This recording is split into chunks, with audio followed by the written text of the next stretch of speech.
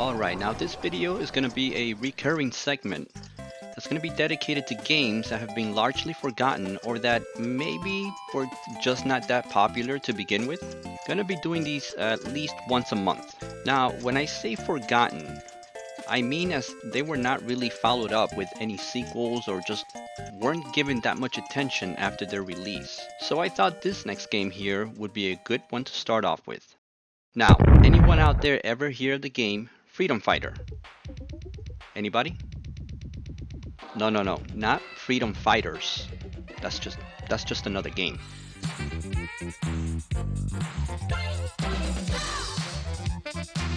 Don't worry if you haven't.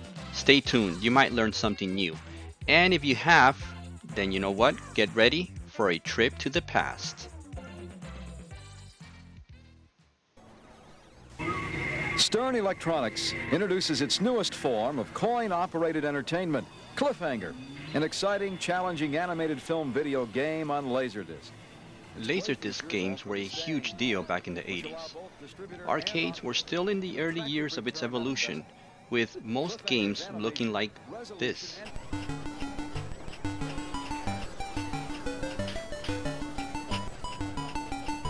Nothing wrong with that at all, but then, all of a sudden, we get this. The fair princess from the clutches of an evil dragon. You control the actions of a daring adventurer finding his way through the castle of a dark wizard who has infested it with treacherous monsters and obstacles. Wow. Dragon's Lair kicked off the craze in 1983. It might not have been the first Laserdisc game, but it kicked the genre onto a whole new level. It was a quarter-munching monster in the arcades. No! I hate this overpriced bullshit, son of a bitch, piece of shit! Soon after that, lots of Laserdisc games followed. Mad Dog McCree, Space Ace, Badlands, and Cobra Command, just to name a few. There was a place called Malibu Grand Prix where I grew up. Before that, it was called Castle Park, and this was the late 80s. Oh man, in this place, they had a great arcade joint. Not sure why, but this cabinet just caught my attention way more than Dragon Slayer ever did. But before I get to the reasons why, let me just give you a little background on this game and the anime used as a backdrop. Freedom Fighter was released in 1987, and as I already stated, it used the Laserdisc technology. This game did not have any American-made animation or real-life actors. Instead, the game used video segments from the anime called Galaxy Express 999, which was a series that was released back in 1977. Eventually, the anime branched out into full movies. The first movie was released in 1979, with a sequel to it following in 1981, titled Adieu, Galaxy Express 999. There were a couple of more movies released after these two, but I'm not going to be talking about those since that's not the point of this video. The movie brought back all the characters from the TV series, but Tetsuro, the protagonist, goes through a major character visual overhaul between the TV series and the 1979 film. Now, this is important to mention since it's this character design, the one that you see in the arcade.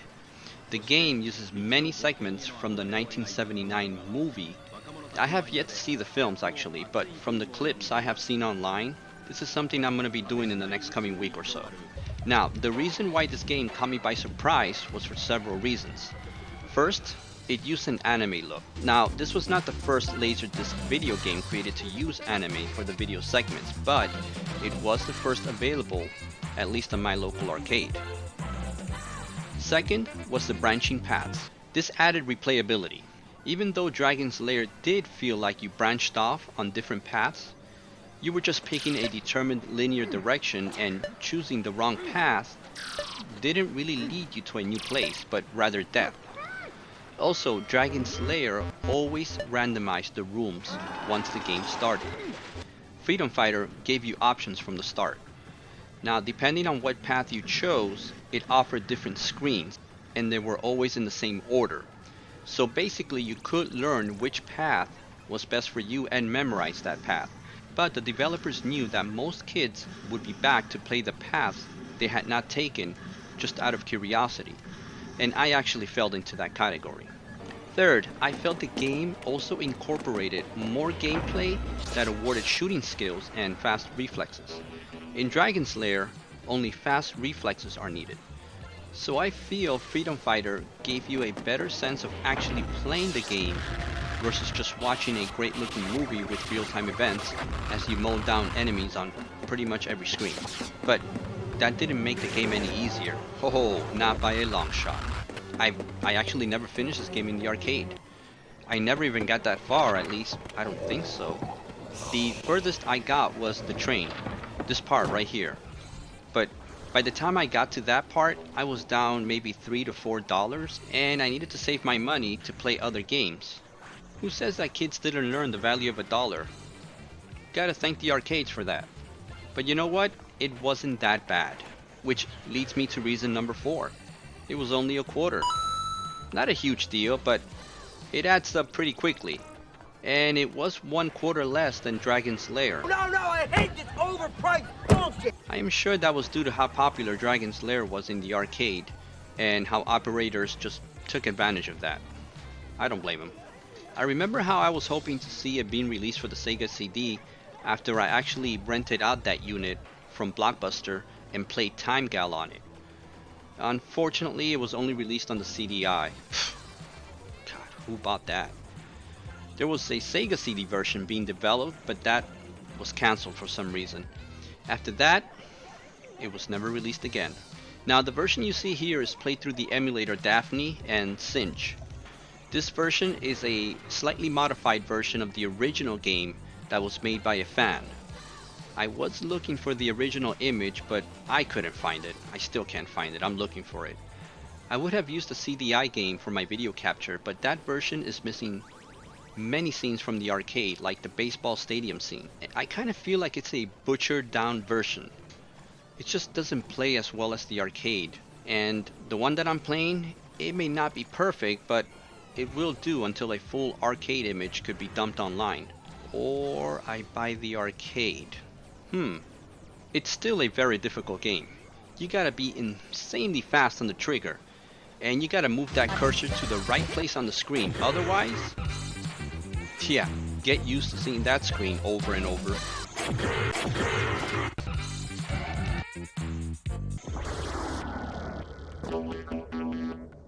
It's one of those games that I feel didn't make the rounds back when it was released, and then just to add salt to the wound, it gets released on the CDI.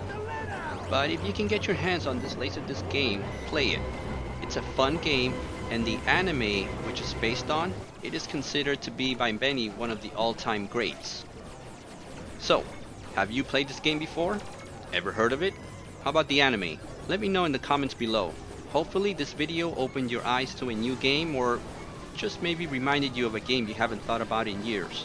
This right here was my first time playing this game since 1989. What a trip back in time. Love it. Hopefully you enjoyed this video as well. So until next time, keep watching, keep gaming, and as always, take care of yourselves.